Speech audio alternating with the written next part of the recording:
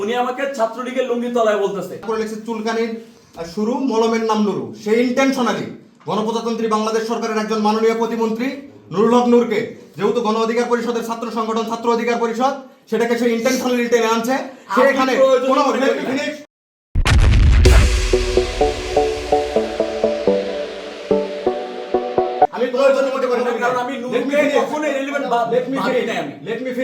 আমি কথা বলি, সে ইন্টেনশনালি নুরুল হক নূর ভাইকে এখানে টেনে নিয়ে আসছে। সেখানে তার কোনো এখানে রিলেভেন্সি নাই। সে কেন এখানে টেনে নিয়ে আসলো একজন মাননীয় প্রতিমন্ত্রীকে? এটা রাষ্ট্র কনস্টিটিউশন এবং একজন বিশ্ববিদ্যালয়ের শিক্ষার্থী হিসেবে কোন ক্রাইটেরিয়ায় সে একজন জাতীয় নেতাকে এভাবে গালি দিতে পারে এবং তার কুরুচিপূর্ণ মন্তব্য, তার সমালোচনা করতে পারে, তার কাজের সে সমালোচনা করতে পারে। কিন্তু সে হাজারটা, নুরুল হক নূর যদি হাজারটা কাজ করে, তার সমালোচনা থাকবে, আলোচনা থাকবে, আমরা সবকিছু বলবো। কিন্তু সে একজন জাতীয় নেতা এবং বর্তমান সরকারের গুরুত্বপূর্ণ দায়িত্বে আছে, তাকে নিয়ে সে কেন এভাবে